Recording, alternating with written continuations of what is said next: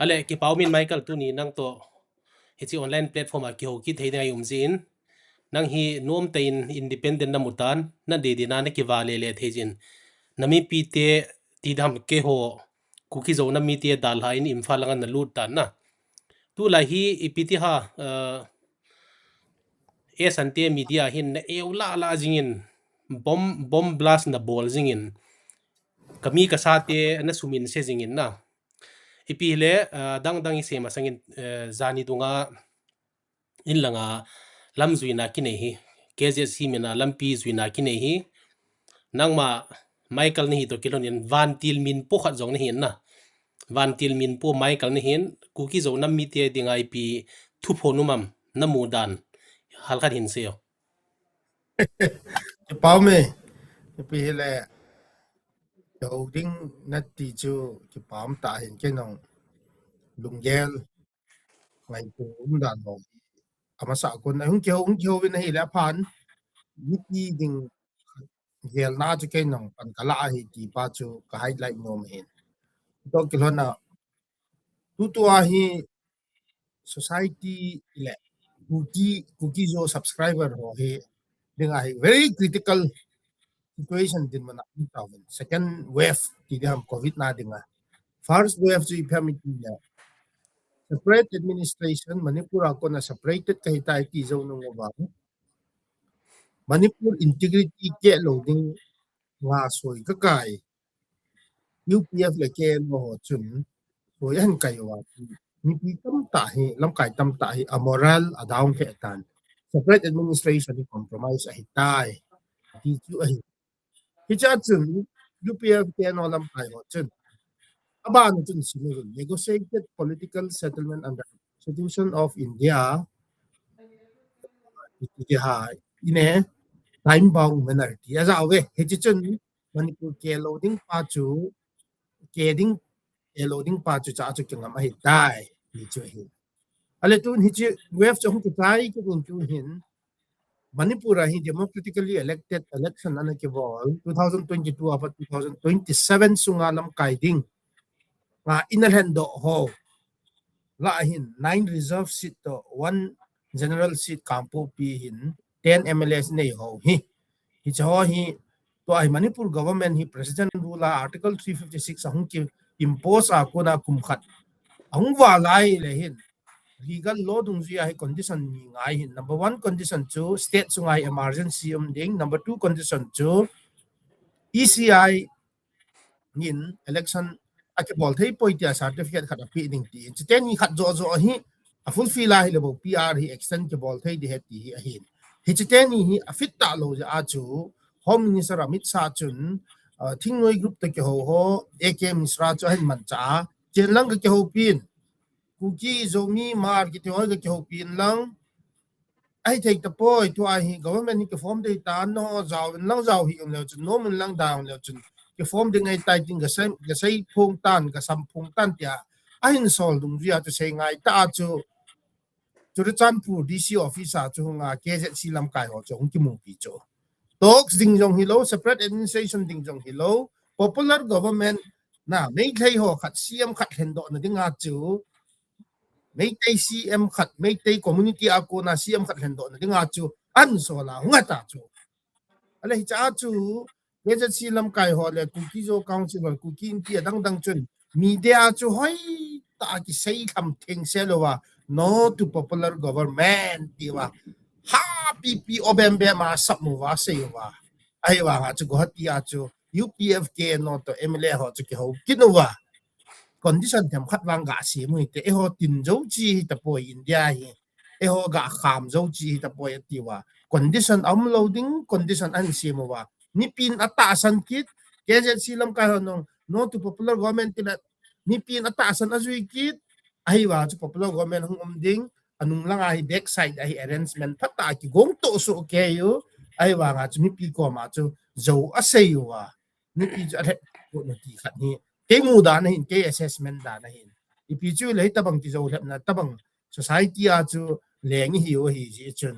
mi pi de nga wang situm ta hi mi pi se hitalo kuki pom zomi pom ar pom thado pom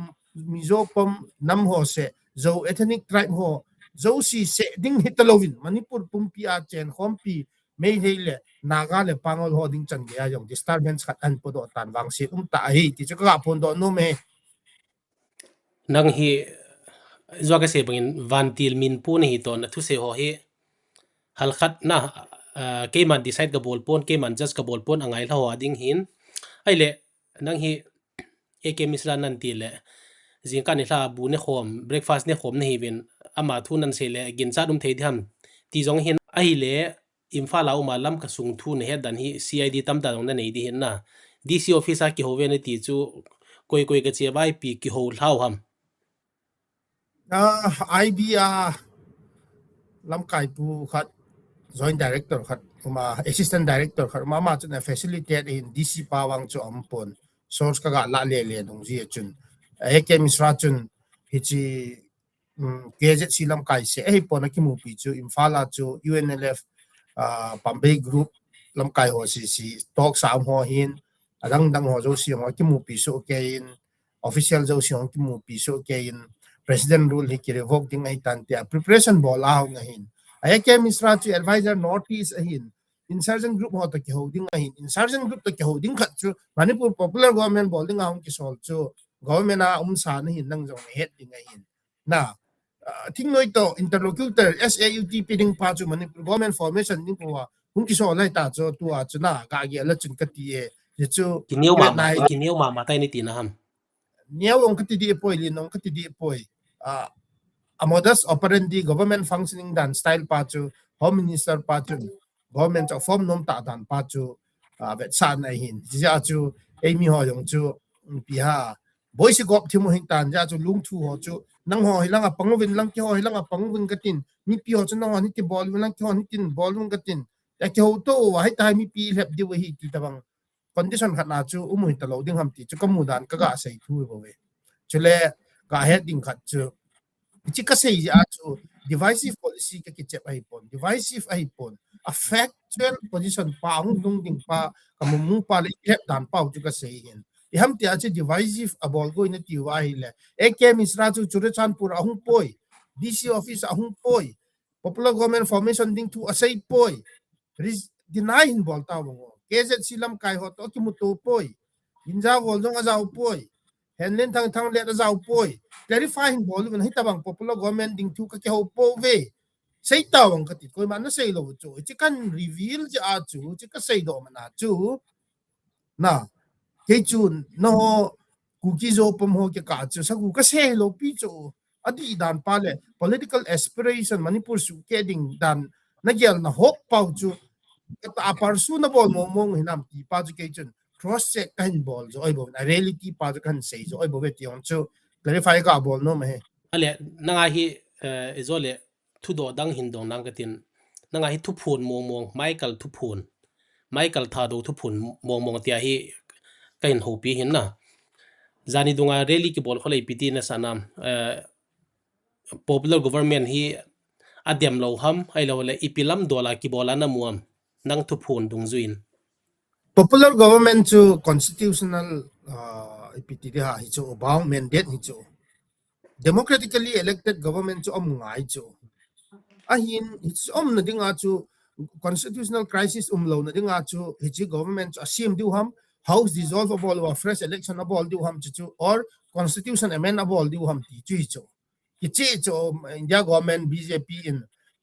responsibility constitution responsibility and chu majority hiwa government na form du ham ai lo ai ile dissolve na bol du ham election tha na bol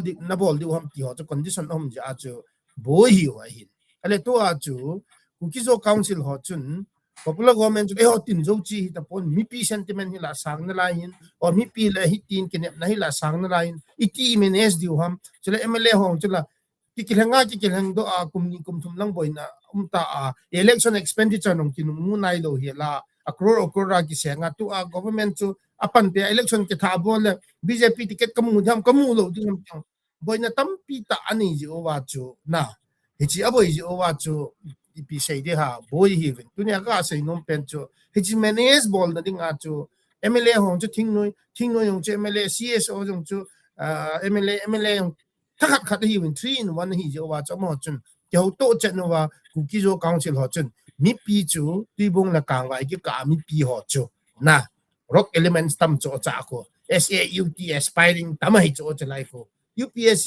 aspiring candidate se ta lo SAUT aspiring candidate tam ta cho cha lai straight sa ko mo si chun khet na dinga chu mi pi chu sentiment su daw nga thingwa in chu la ka hal lo di hi mi pi chu na arms mam ni di ta government in to protection the pay kit here it ding ja chu event na ile it also see preventive measure ding chu it ke je si ho chen really able wa a speech ho chu a content ho chu event na ile pumun very clear ki che set chu popular government hong ki sim jong le WhatsApp Facebook la dunga MLA ho mo dem lo diu SOO group mo dem lo diu lam kai mo dem lo diu ki te ho chu expedite solution ham ka ti he is that the political solution political rally are saying till ham ka ti he cho it's more of a preventive measure hi dan pa chu atu say chen a reflect a hi na chele epiti de ha chi tabang ki zo lep na khat cho ome ti pa chu ke man honest view ka pe thu hi bo win chi ja chu lam kai ka sei sit jang ai pon mi pi ka sei phat jong ka sei sit jang ai di pon tam view dan point of view pa chu ka sei thu ho na ale mabana hi popular government hung ki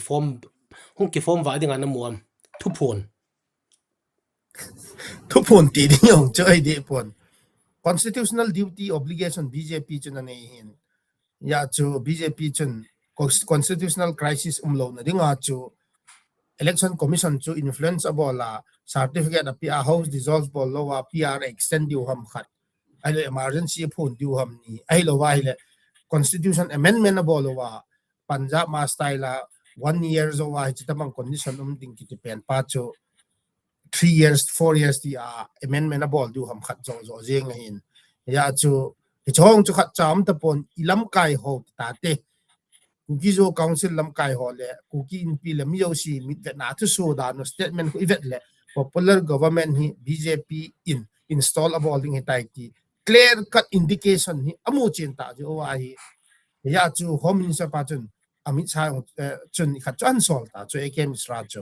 je ke ho no ho hi en ke het lo ya na clear cut na chu a ke het chin lo ja chu wanga thil hung dan pa chu van ki thin dan le kol phe phet dan wang chu gu wang chu hung chu te ding hi tai ki pa chu na ki mu chin chu chi choi bo we mon nang hi van le kol phela pa na hung sui lo ha hal khat be khulanga thil so hin se tango ya chu government formation wang chu ommo mong tai ti chu hin saikot MLA pa pu paulin lal thu se yong chu ve le chun na amasa haptan ni masang haptatum masanga tweet ho chu ve le chun popular government or responsible government cho hung na hi le cookies zo political demand negotiated political settlement ya to sat ngai ti ho tabang an sei ho to zan hi tu nga condition an si mo chu ve le chun na chi chu cha ko na yong chu apal stealing ham na so chu tham le chun ki che set ta chu lai pi hung hung ding chu ki chi head o thei lo ho chun ki veng do thei lo diu vo cha banga chu min hoi hoi na langa chu chi ding ui cha banga ku tin langa mo chi jing diu victim hi ying diu min man cha jing diu tin 21st century artificial intelligence khanga na hello dana jing ki ti yong ti jep te hi ve to chu tamang head o thei lo wang chu ain khu a chu su a chu ding piti de ha peaceful mind ki ti cha nei lo de jing ti chu kamu da ne esante news debate na hin 360-degree view kiti khana na gazaw jing na ibitai a host pa ko min ras nong thombam kiti pat 360-degree view ti khana hin na 360-degree view a hin na gazaw jin ale phai kho suwa na umin tu lai tain ki ho gam na ki ho thinglang mi te chen na ku ki zo te chen na 360-degree view a na mu ding hin na ale hi chin na mu danin zani khat ni dunga reli ki bol pa hi takbo pilang a ibola ki bolo ham aban le chung langa ho in a support thim lo dana na muam ipitiam kuki zo ho chu pom thil bol chu khanin khat a bol de chom khat a bol ding ti chu angai na hin kalung adong pon justification ti ding ham sei them clarification justify bol chom ho ki na hin boy na chom kini ja naga to ki boy ja du da ja chu ai ati mai the wi na ma kon official clarification lo je chu na ke the ta pon na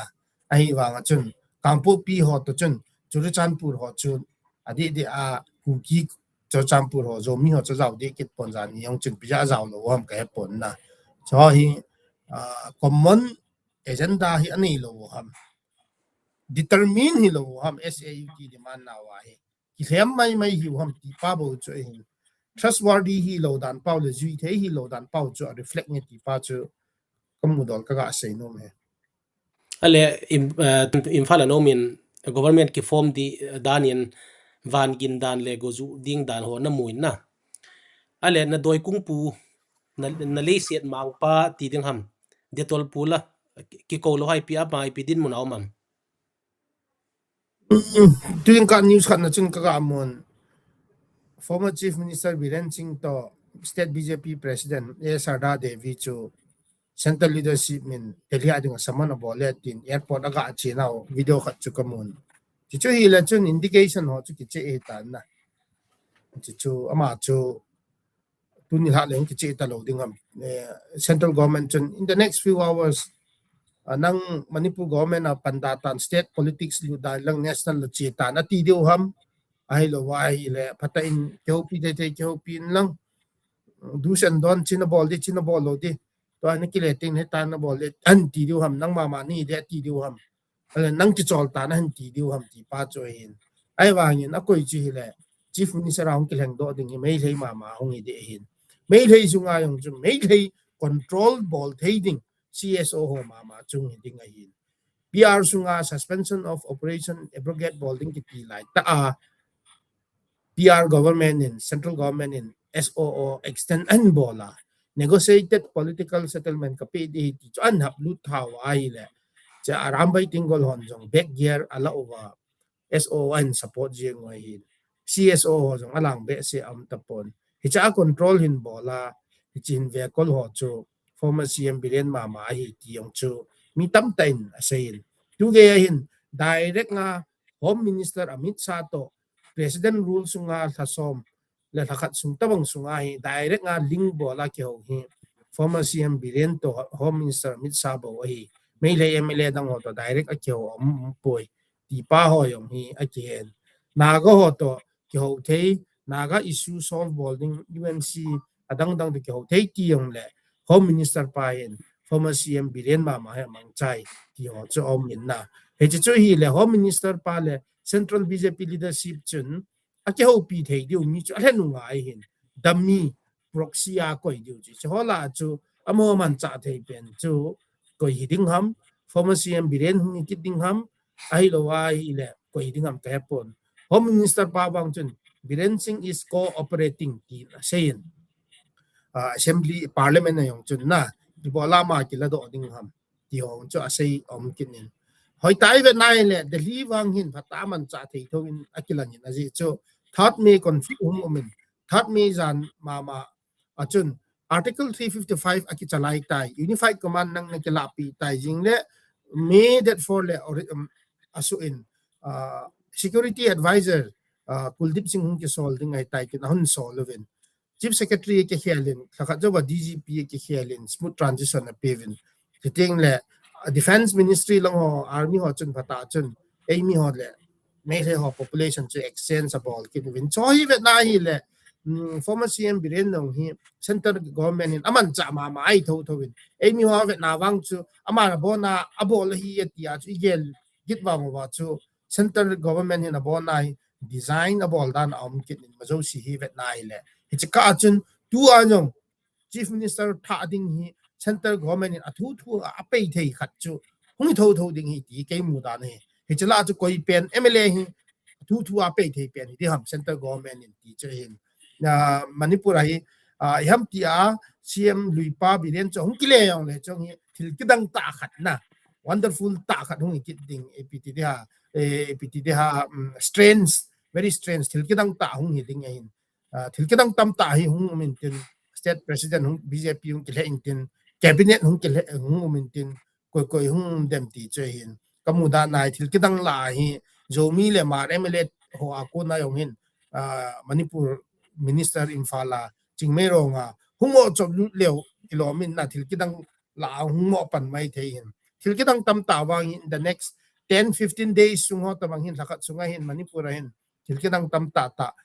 unexpected thil tam ta hum in the ti kamudan na nang hi na sifu pa chu na sei siat lo di mong hin na detol pu chu ai le ama a chi e du dai na tin thu tam ta dong he ding hin next THUPHON hi all in ball kin itin na Michael THUPHON all in ball kin itin amo mo ku ki mar na ti te hi phaya hu chingme ro hung di heleo zola ki saba banjal ka hin sange gol na ti lo di hana banjal ka hin sange imphal popia na ti lo di ha ale amo mo in Michael e a worst case in na sei mo lo pin na manga zong man lo ding in na chi na government hung ki form ta le na ki ho ka emile ti hin online na etena bol di ham ipiti di ham government chong ki forma hi le chun leave letter pi hung chu ki diu cho leave letter pe wa chu kapang lai we are a part of the Manipur administration ti nei cho na leave letter pe ki ti yong chu hello ha chi chu hi ai le chun na government na ti pa chu di ta lo di cho Manipur pum pia government ni cho he ya chu electorate ho chun vote chun na pe wa cycle constituency voters ho chun vote na pe wa na thareng ding wa chu MLA mi khat nan so lu cho chu chun la nai lu cho so you're a part of that government chi nan so pau chun leave letter ala ai le chun so he is still a part of that government he ya chu ke ni ga pi do got wang wa chu cycle ho chun nan shot do pau chun government apang lai ti che cho chi ka chu ki het ngai lo chu Indian government democratic setup ma chu chu het ngai hin ki government dana ga sei do ki ti yong nang government mai te government ki ti wang chu narrative mai hin ki til mai na ding apan ai wang in adi ai poi ti chu ka ga sei do clarify ka ga bol no me chu ting le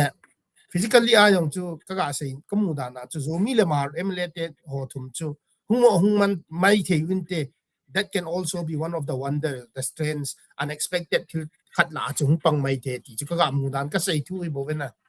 te tu he ka ti ni ong he di poi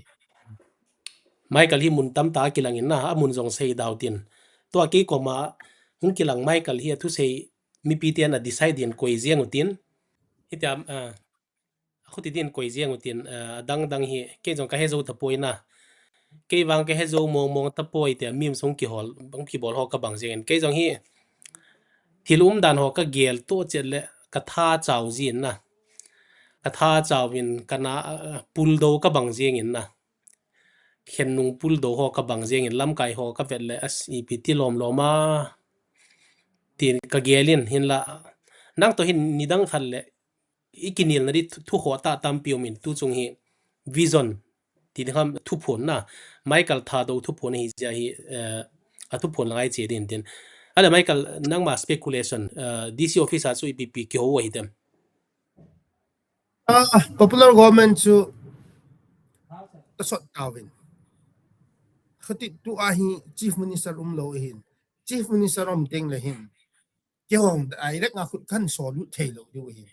CM chu la mai thei hi tho ding a hin hi chi ka hin tu hin negotiation bargaining phar hi je chun ta so ding lang pang jo chun pangwin lang bargaining bol thei ding chu bol win hi chan ni che land issue forest issue chi issue mo hi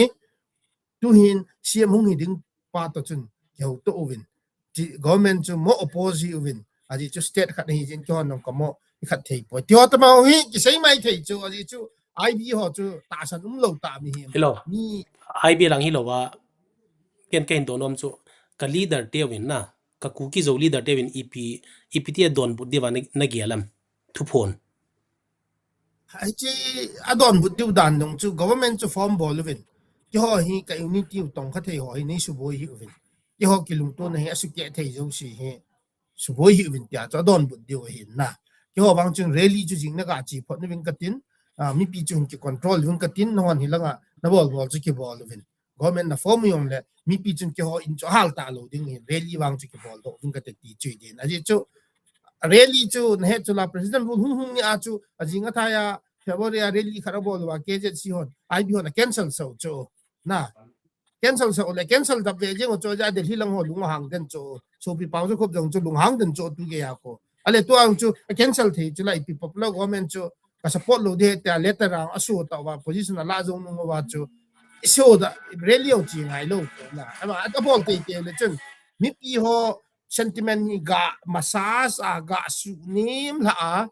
chi ding chu ne ga phal tu nang speech awang chun SAUT wang chu ha se be se po vung ka tin adang dang ho ai wang mi pi chu ga thein ding khat na chung ka bol wang lo ti a hi understanding khat chu nei te du hi na ji chu Indian agency la pang ta bang ngan ta bang hin ki lam kai ho hi India government mercenary ta bang hi jo wa chu ke mu da na wang chu thu ta ki ti chum lo ai jeng ye thu ta ki ti wang chu ku ki zo lam kai ho a kon chun expecting om he thu ta ki ti expect he po ti chu mu da neก็มีดีโซเลยวันทุเสยกับปุ่นนาวาเลยหินละทุพวนหินทุพวนหิจะหิกังไงโถเสียงหินนี่ไอเลยทุเสยหอนนั่งไงเท่าเดียทุเสยเกหินตุละขนาดตัวนักบอยทีมินนะทุเสยหอปูเฮเลนทางทุเสยดังหอทุเสยกันนั่งไงครับปุ่นทุเสยคุยทุเสยเจ็ดทุเสยดันลังเสนาว่าปนะอีพี conclusion draw เทียมัมหินพงhi chi thu ki se ya ko na conclusion drawing ki ti pa chu pham ti ai hi le mi pi ho hi thu di thu ta ki ti ne ki pui ta poi zole na lai ki pui ai tai India mi na constitutional rights in you free a anchang keji som thum langa priority household order ho ni mu di ho imu hi nam ti ho ta bang basic amenities free education imu hi nam ti ho ta bang ho hi hoi lai le Indian citizen hi na cho hi ihen do MLA ho hin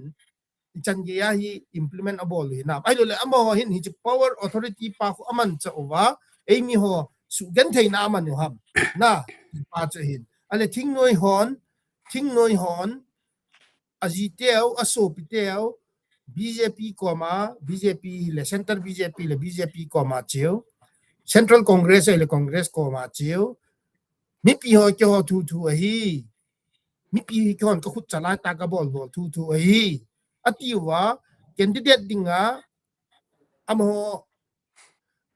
nominate ake bol amo de ake shot do chu candidate na ticket an mu zo phat ding le mi pi ko ma chu hunama SAUT government ki ho hin hi chi ki bol hin hi chi chun hi chi pi ngai ti amo candidate ho ma cha kai so chu mi pi in jong voting rights ki nei ta lo tha chao jinga nanok nok ki bol wa ti phat wa go po solitaire po